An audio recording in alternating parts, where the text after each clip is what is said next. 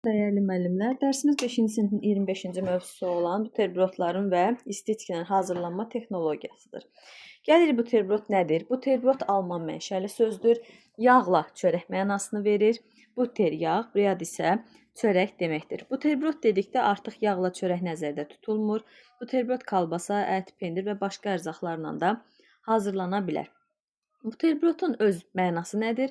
Buterbrod tez və dadlı və tez doyuran bir qida məhsuludur. Buterbrodların qida dəyəri nədən asılıdır desək, onun içərisində olan ərzaqların keyfiyyətindən birbaşa asılıdır. Buterbrodların hazırlanmasında müxtəlif bıçaqlardan istifadə olunur, hansı ki şəkil 2-də göstərilib. A ilə verilən çörək bıçağı, B-də verilən kolbasa, C-də verilən yağ, C-də isə pendir bıçağı nəzərdə tutulmuşdur. Buterbrodlar hansı deməli undan hazırlanır desə, deyirik buğda və yaxud da ki, covdar çörəyi olur. Yəni bunların belə deyək unundan əldə olunur. Ət, balıq, süd məhsullarından, meyvə və tərəvəzlərdən ibarət olurlar. Buterbrodlar süfrəyə boşqabda verilir və onların aşağıdakı növləri var. Hansıdır? Açıq bağlı növü, buna sendviç də deyilir və qızardılmış çörəkdən olan kiçik ölçülü buterbrodlar, kanepe və tartin. Gəlirik açıq buterbrodlara. Açıq buterbrodlar qalınlığı təxminən 1,5. Deməli 1,5 sm qalınlığında olan çörək dilimi götürülür. Çörək diliminin üzərinə kərə yağı sürtülür.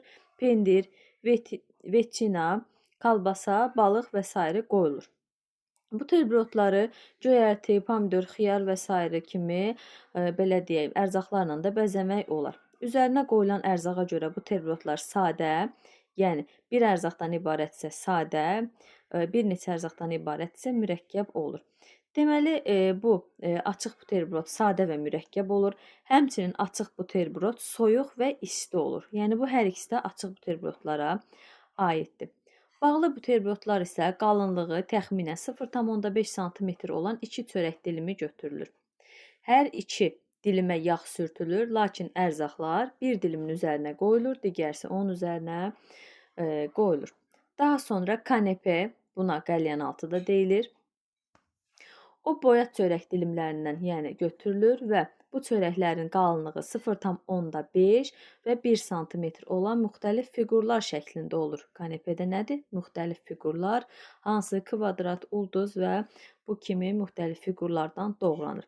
Doğranmış çörəklər kərə yağında qızardılır. Qızardılmış çörək diliminin üzərinə siyənək balığı, pendir, paşlet və s. ərzaqlar qoyula bilər.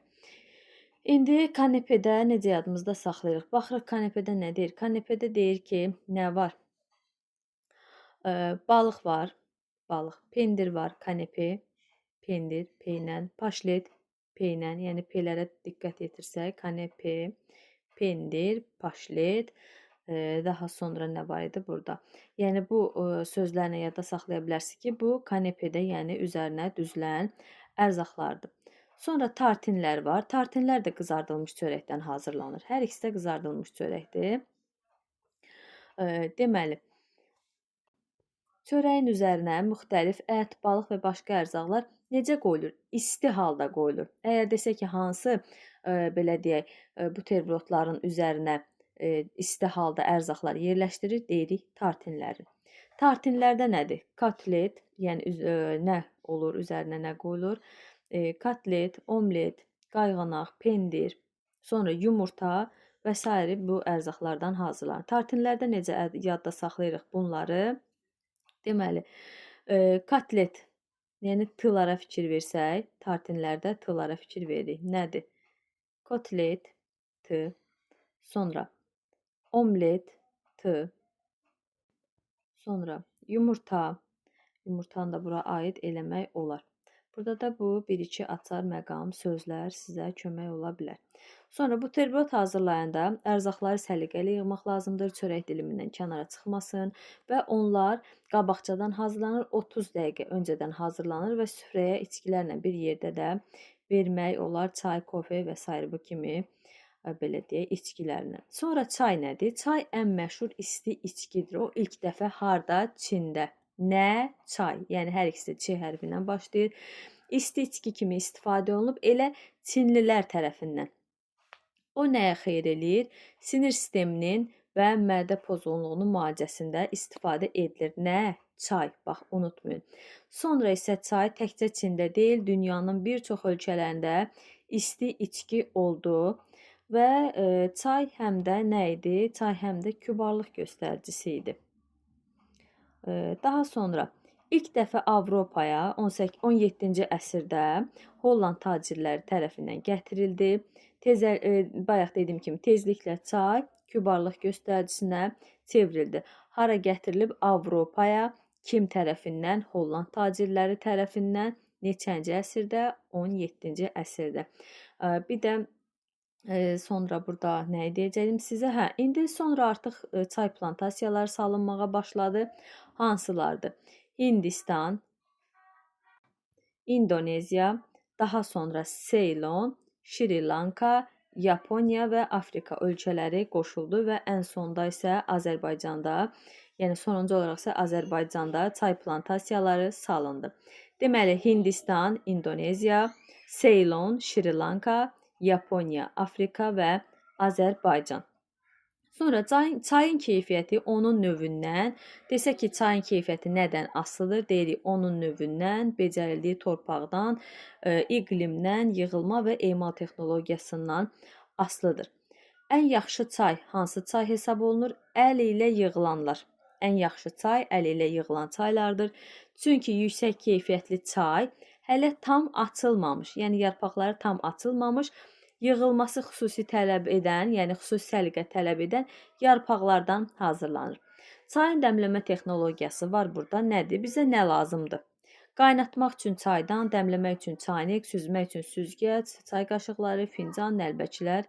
Yəni bunlar bizə lazımdır. Artıq keçirik çayın dəmlənməsinə. Deyir, ilk öncə birinci mərhələ nədir? Özünüz də kitabınızda və yaxud da ki, ardıcıl kimi yazsaz, burada qeyd edin ki, məsəl üçün birinci mərhələ nədir? Bir suyu qaynadın. Dəm çaynikini qaynar su ilə yaxalayın. Ölçüsündən asılı olaraq içərisinə quru çay tökün və deməli dedik, ölçüsündən asılı olaraq içərisinə quru çay tökürük və 3/2 hissəsinə qədər qaynar su ilə doldururuq. Çaynikin qapağını bağlayıb üzərinə mətbəx dəsmalı ilə örtürük. 10-15 dəqiqə dəmə qoyuruq. Və dəmə qoyduqdan sonra isə çayniki qaynar su ilə axıra qədər doldururuq, fincanlara süzüb, süfrəyə çayla içmək üçün zövqə uyğun qənd, limon, mürəbbə və şirniyyat kimi bunlarla servis etmək olar. Deməli, birinci mərhələdə oldu suyu qaynatdıq, ikinci mərhələdə deyir ki, dəm çaynik qaynar su ilə yaxalayın, ölçüsündən asılı olaraq içərisinə quru çay tökün, 3/2-sinə qədər qaynar su ilə doldurduq. Üçüncü mərhələ olur, çaynikin qapağını bağlayırıq. Oxşamadı. Üzərinə mətbəx dəsmalı örtüb 10-15 dəqiqə gözləyirik. Sonuncu, yəni 4-cü mərhələdə deyir ki, indi buranı 4 eləsək, 4-cü mərhələdə deyir ki, çayniki qaynar su ilə axıra qədər doldurun və fincanlara süzərək süfrəyə vermək olar. Bunu da ardıcıllıq kimi ola bilər ki, salalar, çünki həqiqətən də belə baxanda ardıcıllıq mütləqdir burada. Sonra qəhvə nədir? Qəhvə tropik bitkidir və o qəhvə ağacının toxumlarından hazırlanır. Bu toxumlardan hazırlanan içki xoş ətrə və dada malik olur. Qəhvə ağacının vətəni haradır? Afrikadır. Qəhvə ağacının vətəni Afrikadır. İlk dəfə qəhvədən içki hazırlayan da elə Afrika tayfaları olub. Qəhvə də çay kimi həyat fəaliyyətini yüksəltməyə və iş qabiliyyətini artırdığına görə gündəlik həyatda daimi istifadə olunur. Deməli, qəhvə neyinir? Həyat fəaliyyətini yüksəldir və iş qabiliyyətini, həyat fəaliyyəti və iş qabiliyyətini artırır. Qəhvə toxum şəklində olur və üyüdülmüş formada olur. Desələr ki, hansı içkidir ki, həm toxum, həm belə deyək, üyüdülmüş haldadır, deyirik ki, qəhvədir. Sonra kakao ağaclarının toxumundan alınır. Kakaonu Cənubi Amerikadan Avropaya ilk dəfə 1502-ci ildə məşhur səyahətçi Xristofor Kolumb tərəfindən gətirilib.